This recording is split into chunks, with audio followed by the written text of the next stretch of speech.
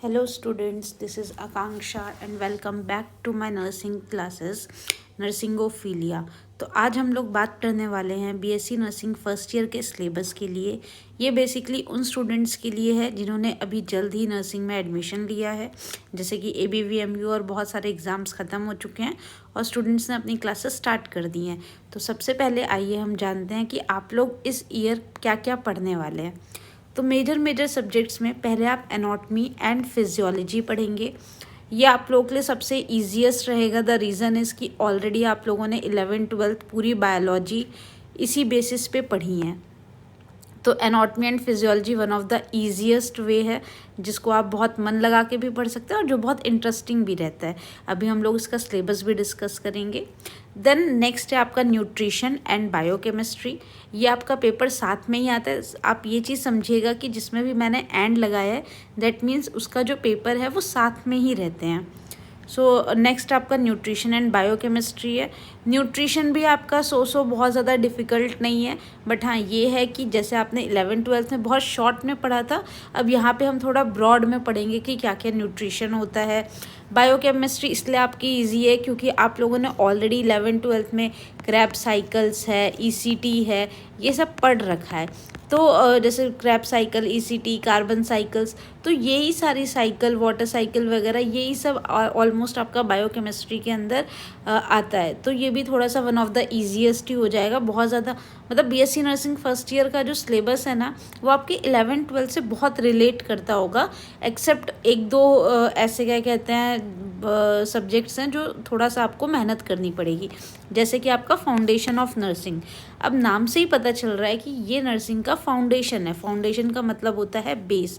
तो इसमें आपको इसलिए मेहनत करनी होगी क्योंकि इसी का आपका प्रैक्टिकल भी होता है और इसके प्रैक्टिकल में मेनली हमें क्या पढ़ाया जाता है, जितने भी आप नर्सिंग के प्रोसीजर्स करते हैं, और ये प्रोसीजर आपके पूरे 4 ईयर, इवन 4 ईयर ही क्यों, पूरी नर्सिंग काम आने वाले हैं।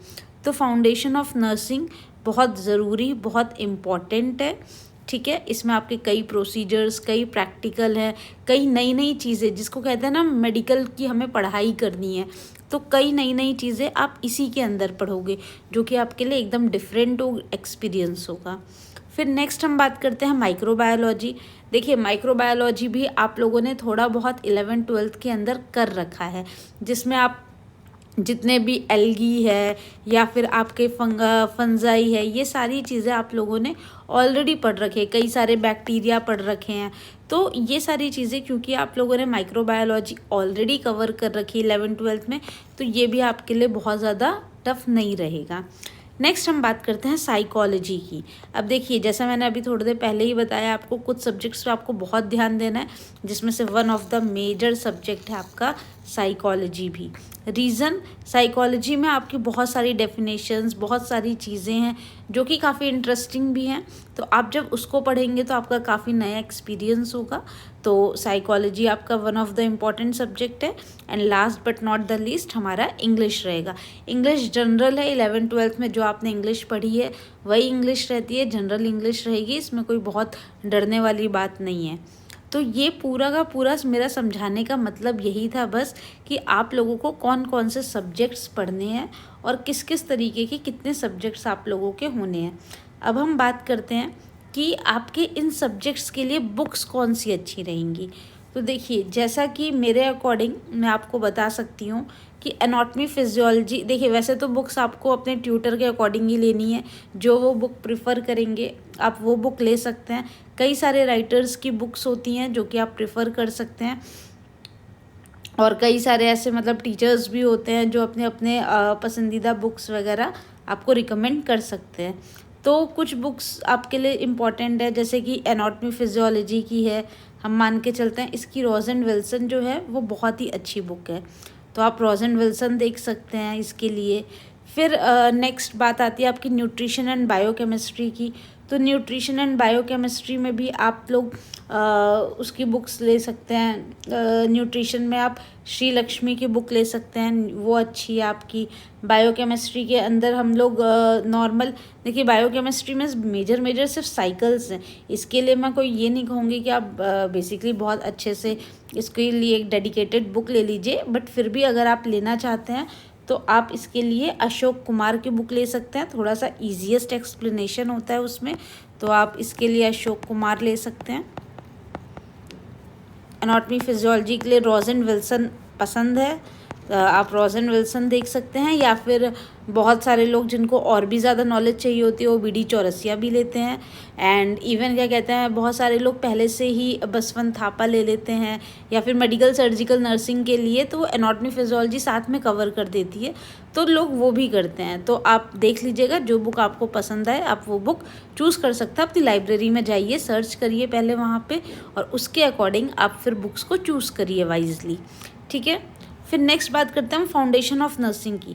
अब देखिए इसके लिए बहुत सारी किताबें, जिसमें से sister Nancy one of the greatest book है, मुझे ऐसा लगता है, क्योंकि उसमें कई सारे स्टैंडर्ड प्रोसीजर्स वगैरह ऑलरेडी बता रखे हैं। तो सिस्टर नैन्सी एक अच्छी किताब है। इसके अलावा भी हम लोग किताबें ले सकते हैं, जैसे कि पॉटर एंड पेरी है, वो भी कई लोग रिकमेंड करते हैं, पॉटर एंड पेरी। नेक्स्ट आपका इसके लिए हम रिम्पल शर्मा की बुक भी ले सकते हैं। रिम्पल शर्मा आपके प्रोसीजर्स के लिए रहती है, तो वो भी काफ़ी अच्छी बुक है, तो आप रिम्पल शर्मा भी इसके लिए देख सकते हैं जी, ठीक है। उसके बाद हम बात करते हैं माइक्रोबायोलॉजी के लिए। तो माइक्रोबायोलॉजी के लिए भी सेम, ये बहुत ऐसे डिफ़िकल्ट उसमें नहीं है, बट फिर भी अगर आप देखना चाहते हैं तो आप सुरेंद्र कुमार देख सकते हैं इसके लिए। और इसके लिए आप क्या कहते हैं, अनंत नारायण की भी किताब आती है, वो भी देख सकते हैं, थोड़ा सिंपल तरीके से है, लेकिन आप फिर वही मैं बोलूँगी, एक बार आप चेकआउट कर लीजिएगा अपने हिसाब से, जो बुक आपको पसंद है आप वो लीजिएगा। साइकोलॉजी के लिए BSc नर्सिंग में सबसे ज़्यादा फेमस बुक है श्रीवर्णी की, आप वो ले सकते हैं, R श्रीवर्णी साइकोलॉजी के लिए।